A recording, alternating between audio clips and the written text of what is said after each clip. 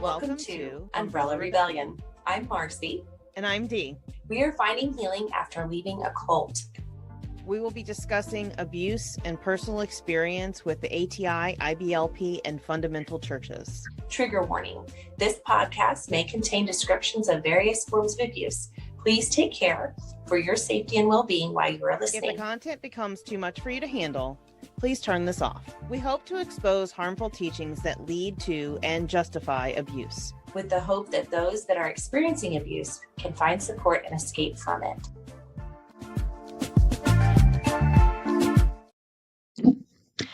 Welcome to Umbrella Rebellion and our Culty Book Club Saturday edition.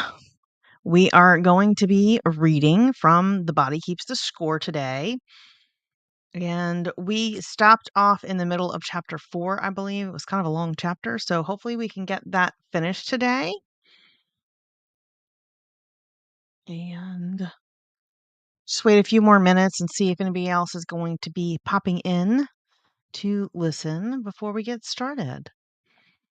It is November 1st today. Yesterday was Halloween. Did anybody dress up, go trick-or-treating with their kids? Hello, welcome in, welcome in. I stayed home. My husband took my youngest down to the New Orleans area to go trick-or-treating with some friends, so I was not up for the ride. So I stayed home. Got some podcasting stuff done. So, new podcast will be out tomorrow.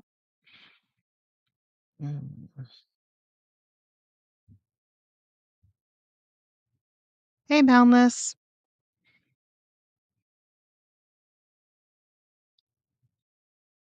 All right. Well, I'm just going to get started since looks like nobody's going to be joining us currently. One of these days,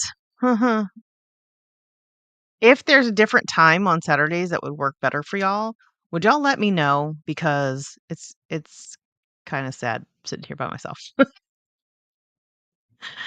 All right, let's get into it. That if you want to follow along while I'm reading, you can go over to the YouTubes or the Facebooks. And we stopped off on the section Identifying Danger, the Cook and the Smoke Detector. Danger is a normal part of life, and the brain is in charge of detecting it and organizing our response. Sensory information about the outside world arrives through our eyes, nose, ears, and skin. These sensations converge in the thalamus, an area inside the limbic system that acts as the cook within the brain. The thalamus stirs all the input from our perceptions into a fully blended autobiographical soup, an integrated, coherent experience of this is what is happening to me. The sensations are then passed on in two directions, down to the amygdala, two small almond-shaped structures that lie deeper in the limbic unconscious brain, and up to the frontal lobes where they reach our conscious awareness. Making sure my mic was on.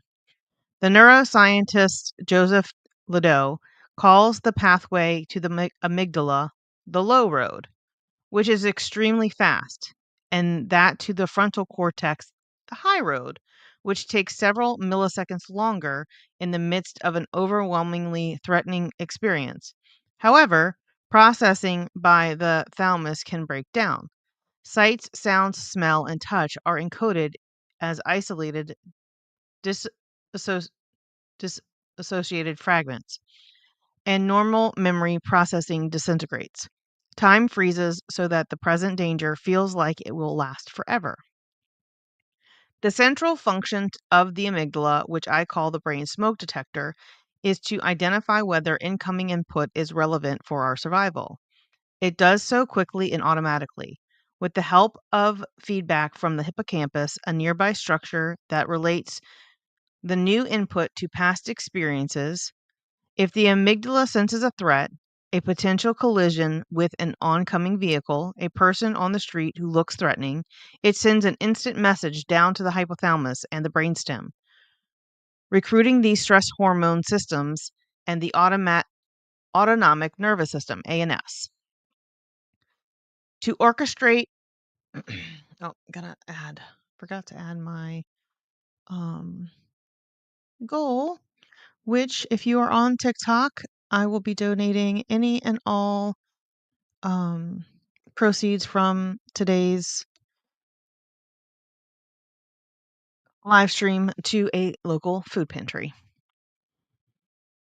Because the amygdala processes the information in because the amygdala processes the information it receives from the thalamus faster than the frontal lobes do, it decides whether incoming information is a threat to our survival even before we are consciously aware of the danger. By the time we realize what is happening, our body may already be on the move. Then they have a diagram of different pathways in different parts of the brain. Underneath the diagram, it says the emotional brain has first dibs on interpreting incoming information. Sensory information about the environment and body state received by the eyes, ears, touch, kinesiophic. Why can't I say that word? Kinesthetic sense, etc. converges on the thalamus where it is processed and then passed on to the amygdala to interpret its emotional significance. This occurs with lightning speed. If a threat is detected, the amygdala sends messages to the hypothalamus to secrete stress hormones to defend against that threat. The neuroscientist Joseph Ledoux calls this the low road. The second neural pathway, the high road, runs from the thalamus via the hippocampus and anterior cingulate to the prefrontal cortex, the rational brain, for a conscious and much more refined interpretation. This takes several microseconds longer. If the interpretation of threat by the amygdala is too intense and or the filtering system from the higher areas of the brain are too weak, as often happens in PTSD, people lose control over automatic emergency responses, like prolonged startle or aggressive outbursts. The amygdala's danger signals trigger the release of powerful stress hormones, including cortisol and adrenaline, which increase heart rate, blood pressure, and rate of breathing, preparing us to fight back or run away. Once the danger is past, the body returns to its normal state fairly quickly. But when recovery is blocked, the body is triggered to defend itself, which makes people feel agitated and aroused. While the smoke detector is usually pretty good at picking up danger clues, trauma increases the risk of misinterpreting whether a particular situation is dangerous or safe. You can get along with other people only if you can accurately gauge whether their intentions are benign or dangerous. Even a slight misreading can lead to painful misunderstandings in relationships at home and at work. Functioning effectively in a complex work environment or a household filled with rambunctious kids requires the ability to quickly assess how people are feeling and continuously adjust your behavior accordingly. Faulty alarm systems lead to blowups or shutdowns in response to innocuous comments or facial expressions. Controlling the stress response, the watchtower. If the amygdala is the smoke detector in the brain, think of the frontal lobes and specifically the medial prefrontal cortex, MPFC, located directly above our eyes, as the watchtower, offering a view of the scene from on high. Is that smoke you smell the sign that your house is on fire and you need to get out fast? Or is it coming from the stake you put over the too high of a flame? The amygdala doesn't make such judgment. It just gets you ready to fight back or escape. Even before the frontal lobes get a chance to weigh in with their assessment. As long as you are not too upset, your frontal lobes can restore your balance by helping you realize that you are responding to a false alarm and abort the stress response. Ordinarily, the executive capacities of the prefrontal cortex enable people to observe what is going on, predict what will happen if they take a certain action, and make a conscious choice.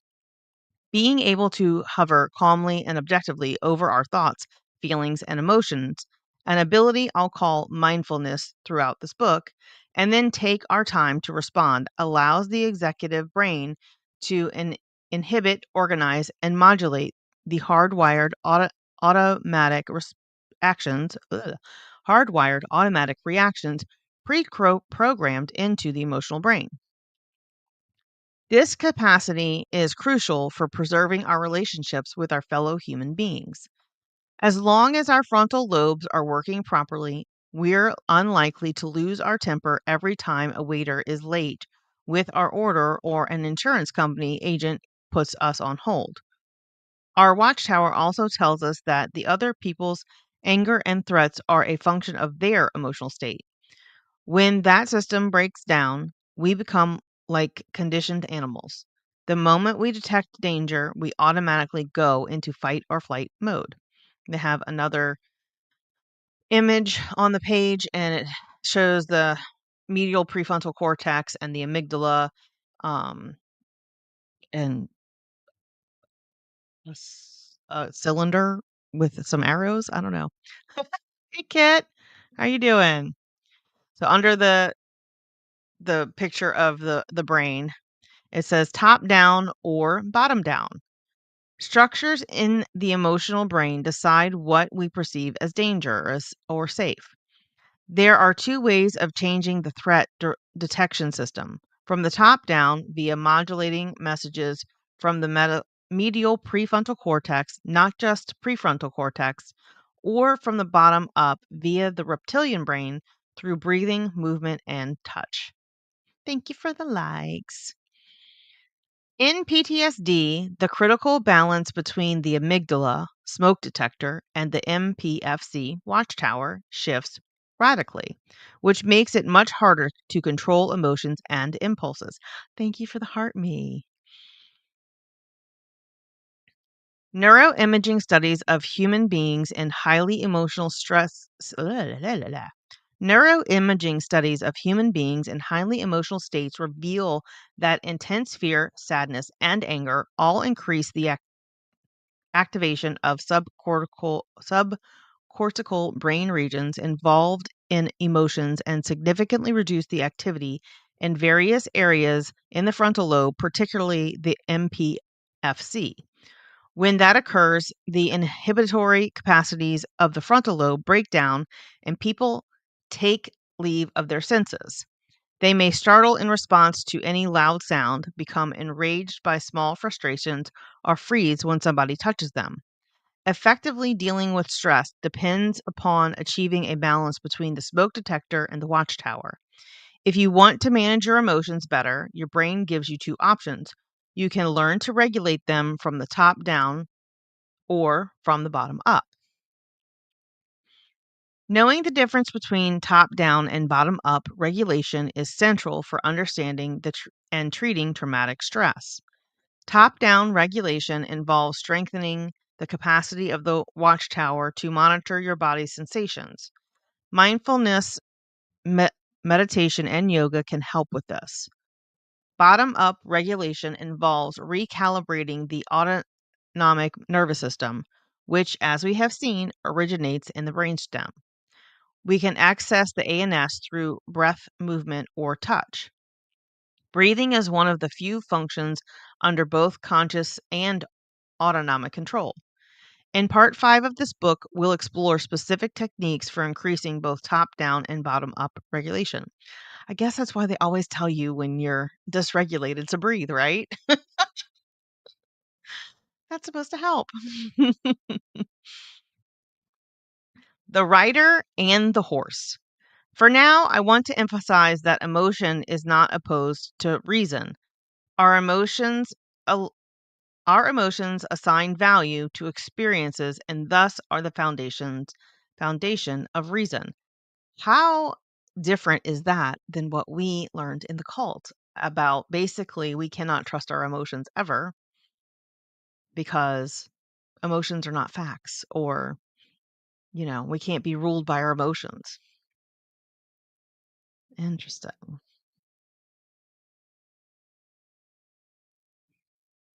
Let's see, where was I? Our self-experience in the product of the balance between our rational and our emotional brains. When these two systems are in balance, we feel like ourselves. However, when our survival is at stake, these systems can function relatively independently. Oh, that's awesome, Kit. I love how things kind of align sometimes. If you say you are driving along, chatting with a friend, and a truck suddenly looms in the corner of your eye, you instantly stop talking, slam on the brakes, and turn your steering wheel to get out of harm's way. If your instinctive actions have saved you from a collision, you may resume where you left off. Whether you are able to do so depends largely on how quickly your visceral reactions subside to the threat. Yeah, just keep moving on like nothing happened. The neuroscientist Paul MacLean, who developed the three-part description of the brain that I've used here, compared the relationship between the rational brain and the emotional brain to that between a more or less competent rider and his unruly horse. As long as the weather is calm and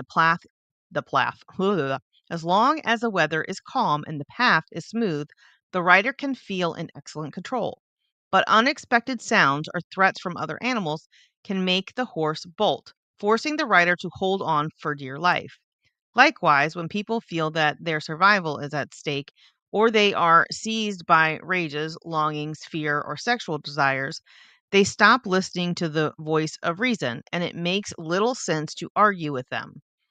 Whenever the limbic system decides that something is a question of life or death, the pathway between the frontal lobes and the limbic system become extremely tenuous. Psychologists usually try to help people use insight and understanding to manage their behavior. However, neuroscience research shows that very few psychological problems are the result of defects in understanding. Most originate in pressures from deeper regions in the brain that drive our perception and attention. When the alarm bell of the emotional brain keeps signaling that you are in danger, no amount of insight will silence it. I am reminded of the comedy in which a 7-time recidivist in an anger management program extols the virtue of the techniques he's learned. They are great at working terrific as long as you're not really angry.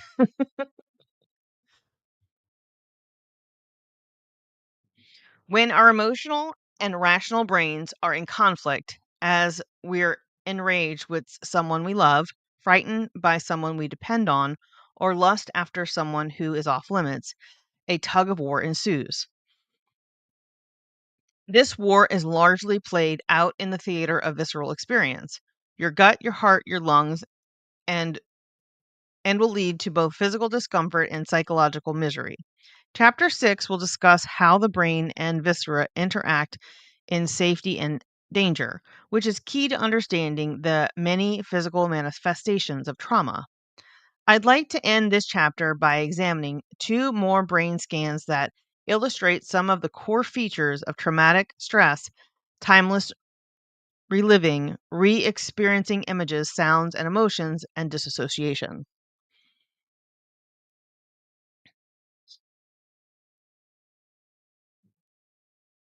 My nose itchy. I hate that. Stan and Ute's brains on trauma.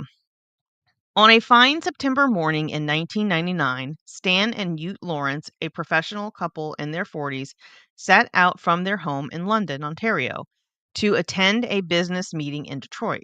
Halfway through the journey, they ran into a wall of dense fog that reduced visibility to zero in a split second. Stan immediately slammed on the brakes, coming to a standstill sideways on the highway, just missing a huge truck. An 18-wheeler went flying over the trunk of their car. Vans and cars slammed into them and into each other. People who got out of their cars were hit as they ran for their lives.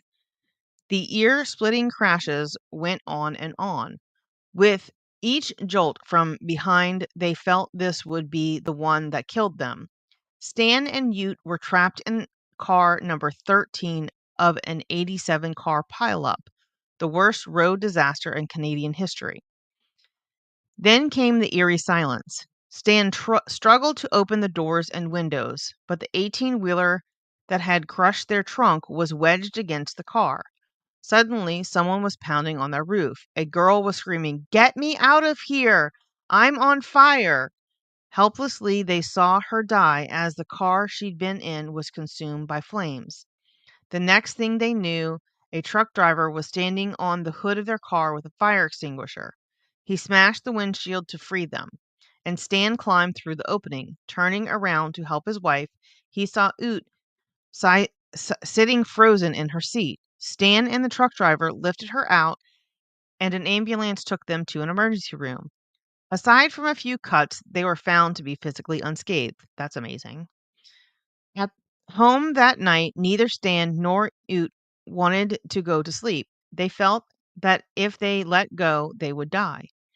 They were irritable, jumpy, and on edge. That night, and for many to come, they drank copious quantities of wine to numb their fear.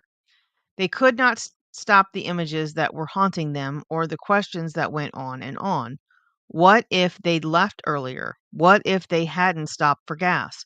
After 3 months of this, they sought help from Dr. Ruth Lannis, a psychiatrist at the University of Western Ontario. Dr. Lannis, who had been my student at the trauma center a few years earlier, told Stan and Ute she wanted to visualize their brains with an fMRI scan before beginning treatment. The fMRI measures neural activity by tracking changes in blood flow in the brain. And unlike the PET scan, it does not require exposure to radiation. Dr. Lanus used the same kind of script driven imagery we had used at Harvard, capturing the images, smells, sounds, and other sensations Stan and Ute had experienced while they were trapped in the car. Stan went first and immediately went into a flashback, just as Marcia had in our Harvard study. He came out of the scanner sweating, with his heart racing and his blood pressure sky high. "This was just the way I felt during the accident," he reported. "I was sure I was going to die, and there was nothing I could do to save myself." Instead of remembering the accident as something that had happened 3 months earlier, Stan was reliving it. Disassociation and reliving. Disassociation is the essence of trauma. The overwhelming experience is split off and fragmented so that the emotions, sounds, images, thoughts, and physical sensations related to the trauma take on a life of their own. The sensory fragments of memory intrude into the present, where they are literally relived. As long as the trauma is not resolved, the stress hormones that the body secretes to protect itself keep circulating, and the defense movements and emotional responses keep getting replayed. Unlike Stan, however, many people may not be aware of the connection between their crazy feelings and reactions and the traumatic events that are being replayed. They have no idea why they respond to some minor irritation as if they were about to be annihilated. Flashbacks and reliving are in some ways worse than trauma itself. A traumatic event has a beginning and an end. At some point, it is over. But for people with PTSD, a flashback can occur at any time, whether they are awake or asleep. There is no way of knowing when it's going to occur again or how long it will last. People who suffer from flashbacks often organize their lives around trying to protect against them. They may compulsively go to the gym to pump iron, but finding that they are never strong enough, numb themselves with drugs, or try to cultivate an illusory sense of control by highly dangerous situations like motorcycle racing, bungee jumping, or working as an ambulance driver. One of my kids is an adrenaline junkie. That tracks. Constantly fighting unseen dangers is exhausting and leaves them fatigued, depressed, and weary. If elements of the trauma are replayed again and again, the accompanying stress hormones engrave these memories even more deeply in the mind. Ordinary day-to-day events become less and less compelling. Not being able to deeply take in what is going on around them makes it impossible to feel fully alive. It becomes harder to feel the joys and aggravations of ordinary life, harder to concentrate on tasks at hand. Not being fully alive and present keeps them more firmly imprisoned in the past. I've definitely experienced that before. Triggered responses manifest in various ways. Veterans may react to the slightest cue, like hitting a bump in the road or seeing a kid playing in the street, as if they were in a war zone. They startle easily and become enraged or numb. Victims of childhood SA may anesthetize their sexuality and they feel intensely ashamed if they become excited by sensations or images that recall their molestation, even when those sensations are the neutral pleasures associated with particular body parts. If trauma survivors are forced to discuss their experiences, one person's blood pressure may increase while another responds with the beginnings of a migraine headache. Still, others may shut down emotionally and not feel any obvious changes. However, in the lab, we have no problem detecting their racing hearts and the stress hormones churning through their bodies. These reactions are irrational and largely outside people's control. Intense and barely controllable urges and emotions make people feel crazy and makes them feel they don't belong to the human race. Feeling numb during birthday parties for your kids or in response to the death of loved ones makes people feel like monsters. As a result, shame becomes the dominant emotion and hiding the truth the central preoccupation. There are rarely there are rarely in touch with they are rarely in touch with the origins of their alienation. Let me get some water.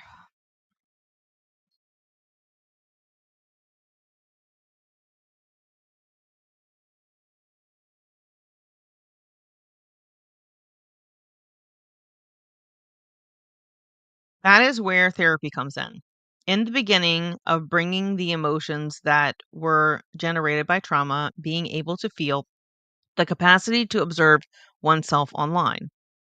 However, the bottom line is that the threat perception system of the brain has changed, and people's physical reactions are dictated by the imprint of the past. The trauma that started out there is now played out on the battlefield of their own bodies, usually without a conscious connection between what happened back then and what is going on right now inside. The challenge is not so much learning to accept the terrible things that have happened, but learning how to gain mastery over one's internal sensations and emotions. Sensing, naming, and identifying what is going on inside is the first step to recovery. The smoke detector goes on overdrive. Stan's brain scans shows his flashback in action. This is what reliving trauma looks like in the brain. The brightly lit area in the lower right-hand corner, the blanked out lower left side, and the four symmetrical white holes around the center. You may recognize the lit up amygdala and the offline left brain from the Harvard study discussed in Chapter 3.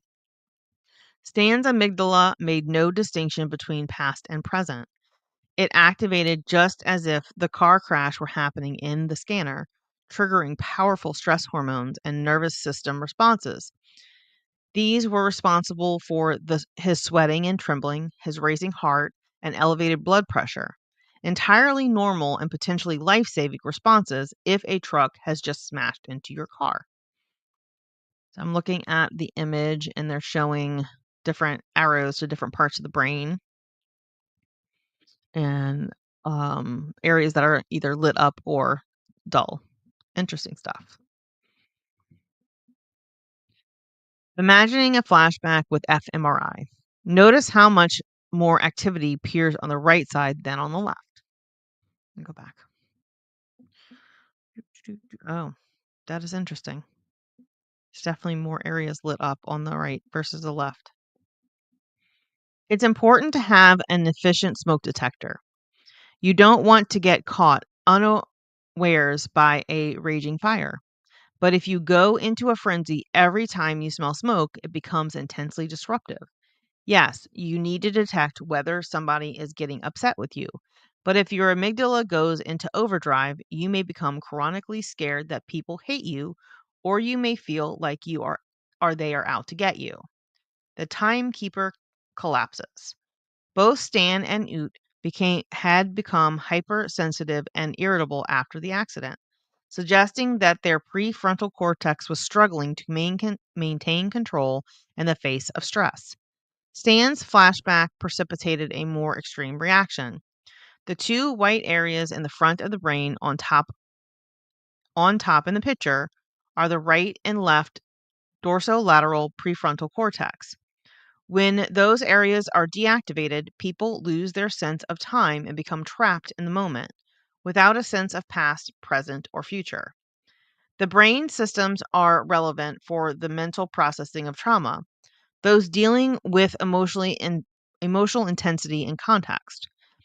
Emotional intensity is defined by the smoke alarm, the amygdala, and its counterweight, the watchtower, the medial prefrontal cortex. The context and meaning of an experience are determined by the system that includes the dorsolateral prefrontal cortex, DLPFC, and the hippocampus. The DLPFC is located on the side of the front brain, while the MPFC is in the center. The structures along the midline of the brain are devoted to your inner experience of yourself. Those on the side are more concerned with your relationship with your surroundings. DLFPC tells us how our present experience relates to the past and how it may affect the future. You can think of it as the timekeeper of the brain, knowing that whatever is happening is finite and will soon or later come to an end makes most experiences tolerable. The opposite is also true. Situations become intolerable if they feel interminable. Interminable. Most of us know from sad personal experience that terrible grief is typically accompanied by the sense that this wretched state will last forever and that we will never get over our loss. Trauma is the ultimate experience of this will last forever. Stan's scans reveal why people can recover from trauma only when the brain structures that are knocked out during the original experience, which is why the event registered in the brain as trauma in the first place, are fully online. Visiting the past in therapy should be done while people are, biologically speaking, firmly rooted in the present and feeling as calm, safe, and grounded as possible. Grounded means that you can feel your butt in your chair, see the light coming through the window, feel the sensation in your calves, and hear the wind stirring the tree outside. Being anchored in the present while revisiting the trauma opens the possibility of deeply knowing that the terrible events belong to the past. For that to happen, the brain's watchtower cook. Wait. For that to happen, the brain's watchtower, cook, and timekeeper need to be online. Therapy won't work as long as people keep being pulled back into the past. I wonder how, as an ADHD person that has absolute time blindness and remembers nothing on a linear timeline, like how that affects the way I process trauma. That has me curious because dates and times are all wishy washy, you know. I'm thinking of Doctor Who, a timey-wimey. The thalamus shuts down. Look again at the scan of Stan's flashback, and you can see two more white holes in the lower half of the brain. These are his right and left thalamus, blanked out during the flashback, as they were during the original trauma. As I've said, the thalamus functions as a cook. a relay station that collects sensations from the ears, the eyes, and skin and integrates them into the soup that is our autobiographical memory. Breakdown of the thalamus explains why trauma is primarily remembered not as a story, a narrative with a beginning, middle, and end, but as isolated sensory imprints, images, sounds, and physical sensations that are accompanied by intense emotions, usually terror and helplessness. In normal circumstances, the thalamus also acts as a filter or gatekeeper. This makes it a central component of attention, concentration, and new learning, all of which are comprised by trauma. As you sit here reading, you may hear music in the background or traffic rumbling by or feel a faint gnawing in your stomach telling you it's time for a snack. I ate before I did this, so I'm good. If you are able to stay focused on this page, your thalamus is helping you distinguish between sensory information that is relevant and information that you can safely ignore. I'm so good at ignoring outside factors with my ADHD. In chapter 19 on neurofeedback, I'll discuss some of the tests we use to measure how well this gating system works, as well as ways to strengthen it. People with PTSD have their floodgates wide open. Lacking a filter, they are on constant sensory overload. In order to cope, they try to shut themselves down and develop tunnel vision and hyperfocus. If they can't shut down naturally, they must illicit drugs or alcohol to block out the world. The tragedy is that the price of closing down includes filtering out sources of pleasure and joy as well. So true. Depersonalization, split off from the self. Look now, let's now, oh good, I'm so glad. I was wondering if he was going to get to Ute. Let's now look at Ute's experience in the scanner. Not all people react to trauma in exactly the same way, but in this case, the difference is particularly dramatic. Since Ute was sitting right next to Stan in the wrecked car, she responded to her trauma script by going numb. Her mind went blank, and nearly every area of her brain showed markedly decreased activity. Her heart rate and blood pressure sure didn't elevate. When asked how she felt during the scan, she replied, "I felt just like I felt at the time of the accident. I felt nothing." Wow. Just got little bitty dots in couple areas of her brain. Like it's mostly white on this picture. And there's like a dot here, dot, dot, dot, dot, dot, dot, dot, dot. And the other one was like super lit up on this side and on the top. It's crazy. That's disassociation on an image. Blanking out, disassociation, in response to being reminded of past trauma. In this case, almost every area of the brain has decreased activation, interfering with thinking, focus, and orientation. The medical term for Ute's response is depersonalization. Anyone who deals with traumatized men, women, or children is sooner or later confronted with blank stares and absent minds, the outward manifestation of the biological freeze reaction. Depersonalization is one symptom of the massive disassociation created by trauma. Stan's flashbacks came from his thwarted efforts to escape the crash. Cued by the script, all his dissociated, fragmented sensations and emotions roared back into the present. But instead of struggling to escape, Ute had disassociated her fear and felt nothing.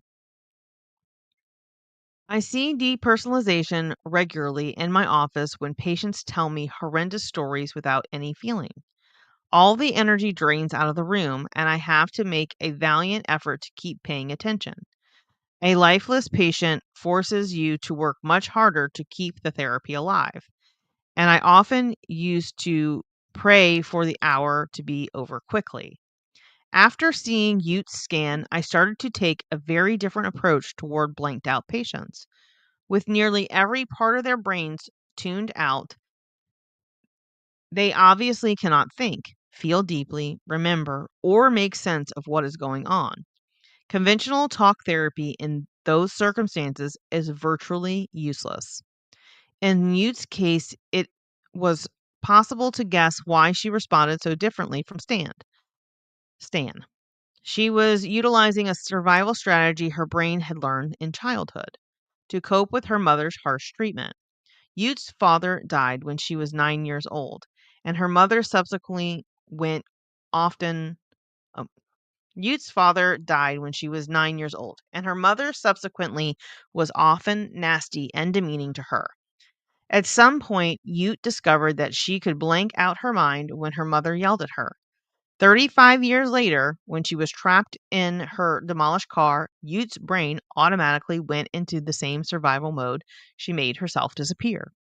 The challenge for people like Ute is to become alert and engaged, a difficult but unavoidable task if they want to recapture their lives.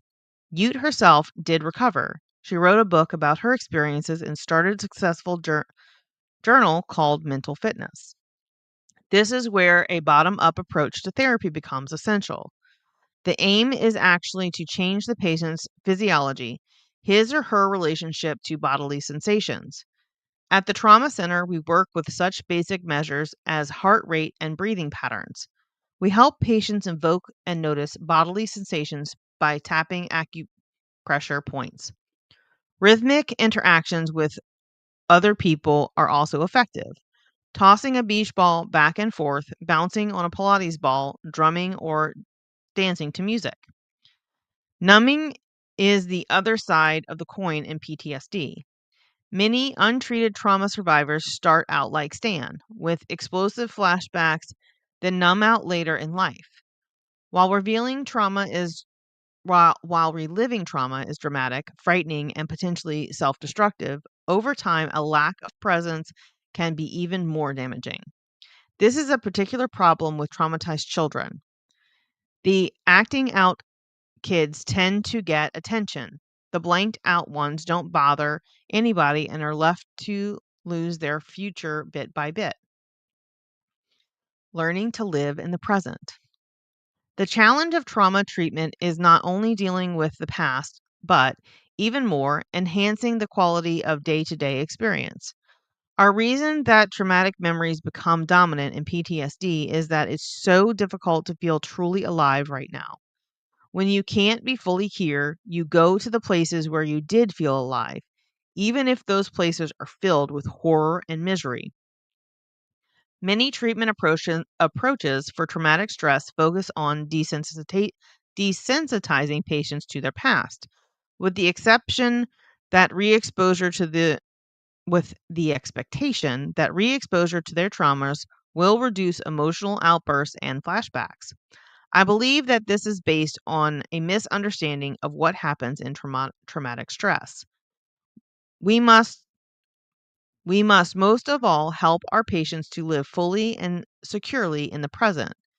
In order to do that, we need to help bring those brain structures that deserted them when they were overwhelmed by trauma back.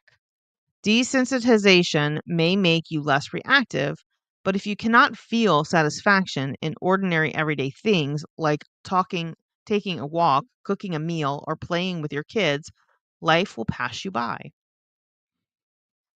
And that is the end of chapter 4. So, what do y'all think so far of the book? Anything sticking out to you that brings up stuff for you that you need to work on? I just find this stuff so fascinating. Just how the brain works, how it protects us, and the different ways that the brain responds to trauma. And just understanding it on a different level, I think helps me process my own trauma. What are your thoughts?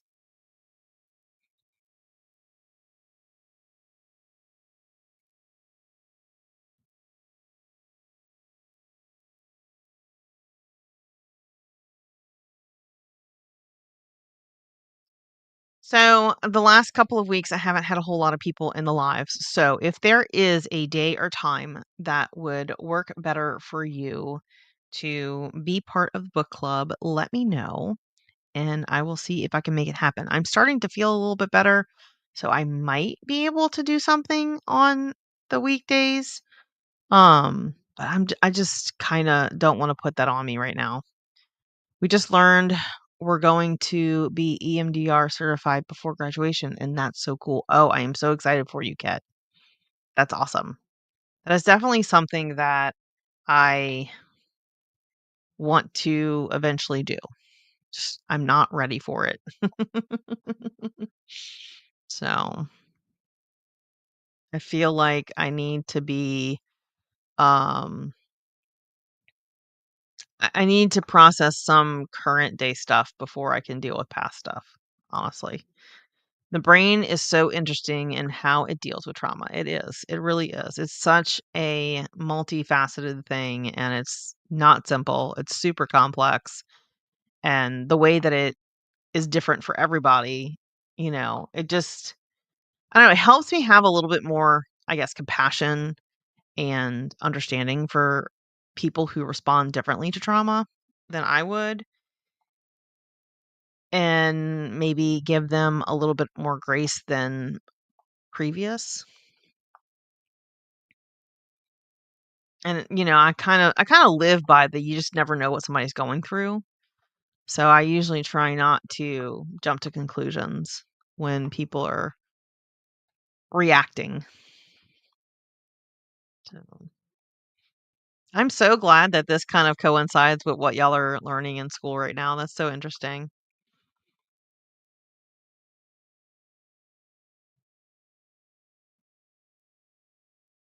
I am so glad you were able to be here today, Kit. Mhm. So did you do anything for Halloween?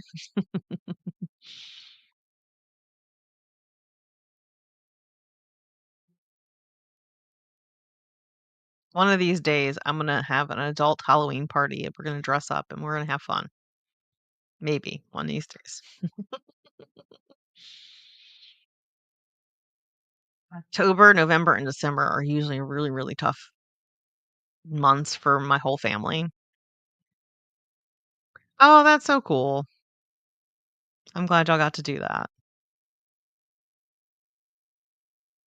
I was remembering last night, the last Halloween that I participated in before the cult, I dressed up as Cyndi Lauper.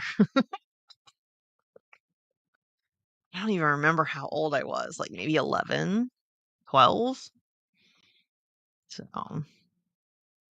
yeah, so much Aquanet. So much Aquanet.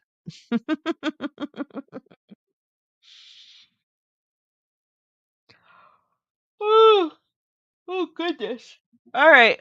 Well, unless there's anything in particular you want to talk about, chit chat with, if you want to come up and be a guest and chit chat, you could do that too. Eventually, that's kind of what I want to do is like have a couple of people on the panel and just kind of discuss what we just read and, anything that we need to like talk about in our lives and stuff. Oh, cool. Yay. All right. Hello. It's been a week for me. So, yeah, not to get into too much detail, but one of my children was struggling this week and we had a crisis and had to deal with it. So, yeah. So my husband and I are just we're switching. I was like mentally numb for days this week and now like I'm like, "Okay, I'm ready. Let's do this life thing." And he's like, "Uh." Guess it's good that both of us aren't like, on the same days. Oh, man. So did y'all have many trick-or-treaters come? Oh, that's amazing. That's awesome. Had a mix of because we had and one of the itty bitties was dressed as a mouse, and it was just Oh. I know my grandson was dressed up as a minion, and then I guess my son was dressed up as Groot. Yeah. So she sent me his mama sent me a bunch of pictures. They were adorable, of course. Yeah. So he'll be 2 this month. Yeah. So he's amazing. I love him so much. It's so awesome when you can enjoy them and then send them home. Yep, I'm exhausted. Now go back to your parents. So have you ever read the Body Keeps a Score before? but we're gonna read it again this coming term in school. Okay. Because we're dealing with crisis and trauma counseling next semester. That's awesome. And so we're going to read Body Keeps the Score, and it'll be good to refresh. So That's awesome. Yeah. So you're getting a little refresher before your refresher. So was there anything in the first like 4 chapters that I mean, I know you haven't been here every time, that you can remember that like struck you?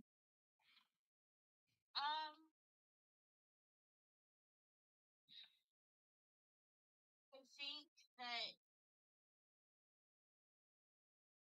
what's interesting to me, like from what you were reading today, is how like every layer of the brain, from the like reptilian brainstem to the like Frontal lobes. all Mhm. of that, Yeah. like, Mhm.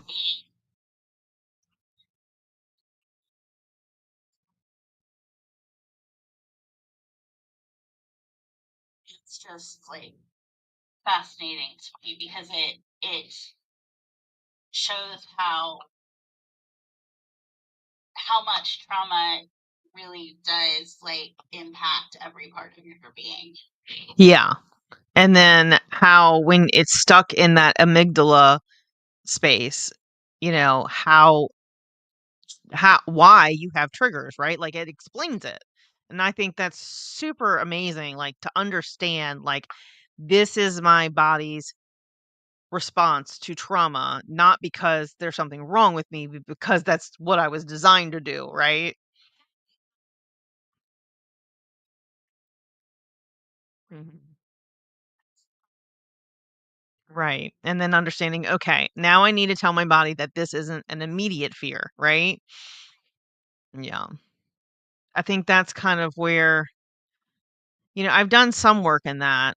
Um, but when you're still dealing with constant crises that add to already, history of crises, that's where I have the hardest time like getting out of the past or even just the remote, you know, present that just happened and like, okay, we're safe now.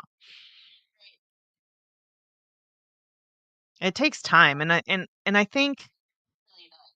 think that's part of trying to help myself understand is that it's not an immediate thing. It's something that is going to take time and it's okay that every time you have a crisis it takes time for you to get over it.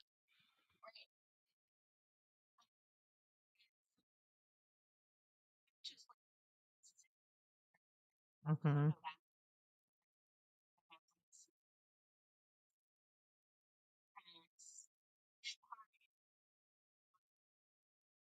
Lessening the significance of it and the reactivity of it, and you are then in a place where you can go back and process it from a higher place. Right. Like, so every time you process it, you have a different perspective. But if you're still being triggered, you're like, okay, I haven't processed this fully. There's more things that I need to get through. Right. Right. Yeah. And so it's like the constant, like, okay, I wasn't over that. Why wasn't I over that? What do I need to look at? From what perspective do I need to get on this? Yeah. I love that. Yeah. Yep. I just got back from Arkansas. Our program is mostly online, but we Hmm. have 4 in-person intensives throughout the program that we have to go to, and we just had our 4th one. And during that one, they were able to give us a bunch of, like, they gave each of us a bunch of different resources that we can use when we start counseling. And one of the things they gave us was a polyvagal flip book. Oh. It shows like how the vagus nerve is involved in all of the trauma and in just your day-to-day, like feeling safe or feeling not safe, and how you have like your 3 different stages of, you've got like basically you're curled in a ball in a corner, like not being able to function, or you're kind of functioning but you're not really all there, to like, oh, I'm here, I'm good, like everything's great. And it just like going through that flip book was a really good refresher of, oh wow, here's how like your body is hardwired to respond to varying levels of distress in your life. And like that was just really cool. And you were talking about like the deep breath. And it had some exercises like taking the deep breath and all of that. And it's really fascinating to see how like this one nerve plays such a role in everything. And how, there's a reason that they tell us to take a deep breath and take a minute. And there's a reason they tell us to like progressively relax our bodies. And all of that stuff, it's all connected. Right, because the vagal nerve is one of the biggest nerves, if not the biggest nerve in our body, and it runs throughout our whole entire system, right? And so I a couple years ago I looked into that a little bit, and I started humming when I was stressed out. And that is a very good vagal nerve stimulator, and it's it's supposed to help calm the nerve because you're giving it input, and it's almost like it reacts to like you are having input when you're not really having input. So it's like something's going on, and you're like, nothing's going on, everything is fine, chill the fuck out. Yeah. um yeah, there was something else I was thinking about when you were talking. Oh, the is that a resource that is shareable, or is it just for professional use? Okay. Yeah, if you would, I would love to be able to share that as a resource on our, different our Facebooks or something. Yeah, because I mean, understanding the way that the vagal nerve can play a role in recovery, from trauma, I think is very important. Yeah. A lot of people don't understand that. And I think I mean, like, just understanding the way trauma is different for everybody, and there are different ways to go about it, right? Like, every way is not going to work for everybody. Like, I have a hard time with meditation, just sitting there and thinking nothing, you know, and just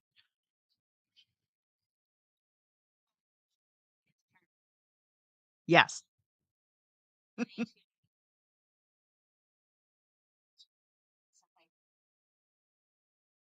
Mhm.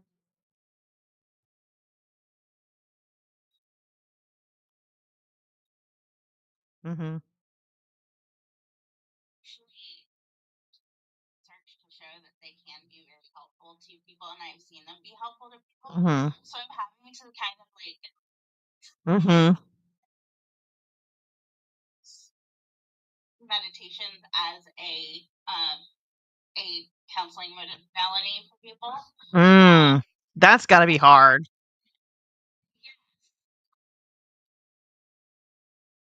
I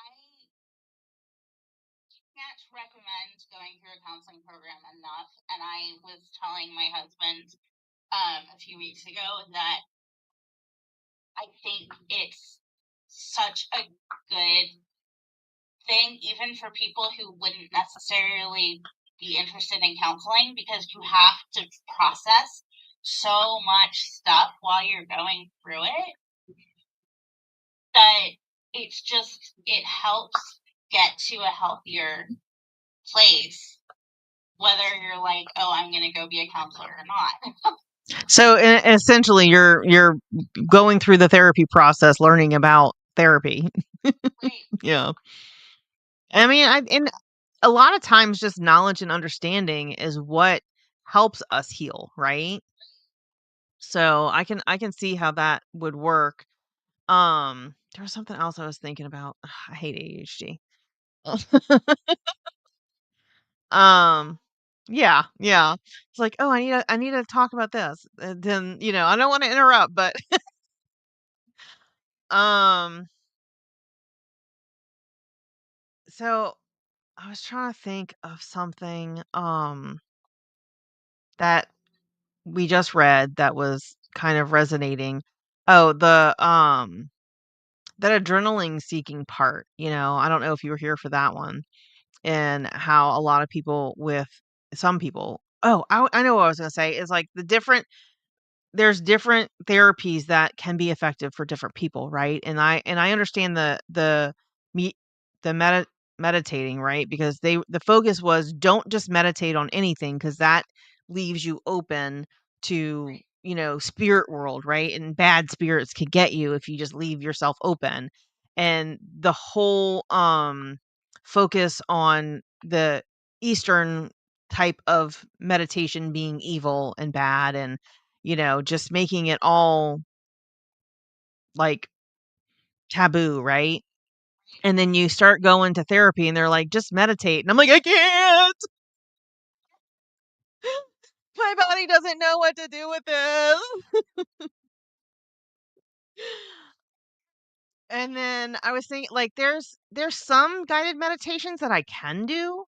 I had to actually do them in the shower because I had to have something exterior input on my sensory system while I was doing it, so it didn't feel overwhelming. Mhm. So, that might be something that, you can try and see and maybe even recommend. 'Cause it's like I don't want to focus on my body that much. Like, it's just painful for me to focus inward, and it's like I have to be like, "Okay, if it gets too much, I have to focus on something else, but I have to have something to focus on."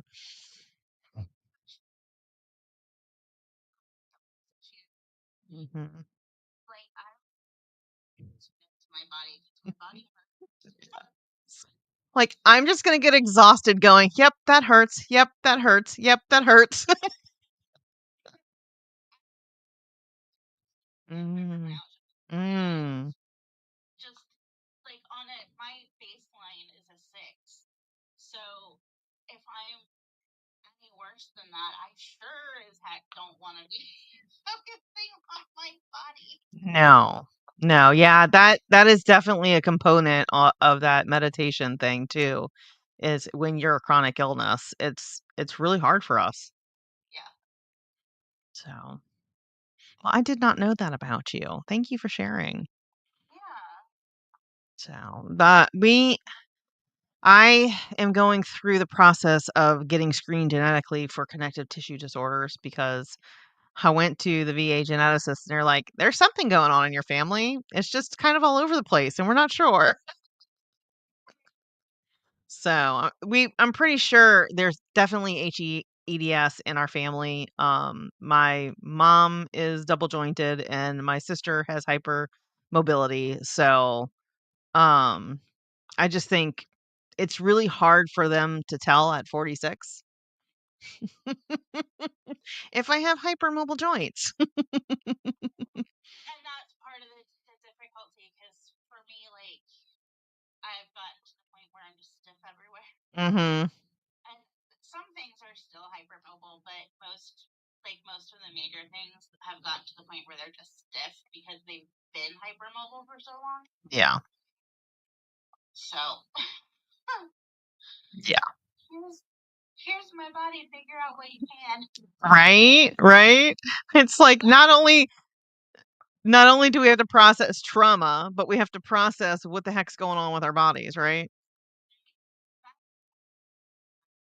Mm-hmm. Okay. So, yeah. But it's a lot to deal with when you're dealing with Mm-hmm. chronic illness and you're dealing with chronic trauma. Yeah. I mean, and it goes hand in hand, right? And I'm like really as a medical coder, I'm like, we need to push for an ICD-10 code that is trauma chronic trauma related chronic illnesses, right? So like it's the um secondary code or whatever, to chronic illnesses because so many of them have been connected to trauma and especially the, autoimmune diseases and having that diagnosis I think puts a different perspective on it than just people coming in and being like everything hurts. I don't know what's wrong with me, you know? Right. So interesting. It is. It really is. And it's interesting how trauma also impacts genetic things because Mhm. it makes them worse than they otherwise would have been. Right. Like it triggers some genetic things in your body that may have been dormant otherwise. Also, like,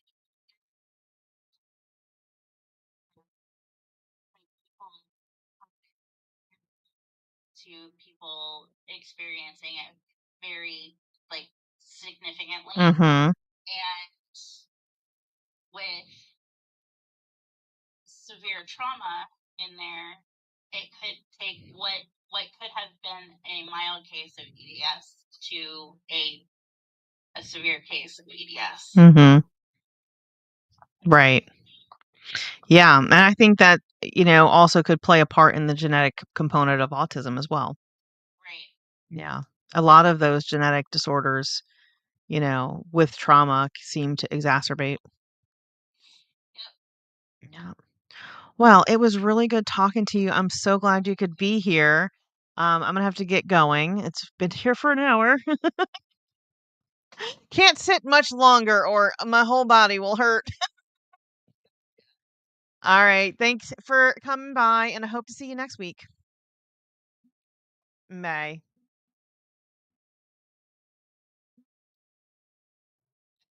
And if somebody has not told you today or ever, I am proud of you.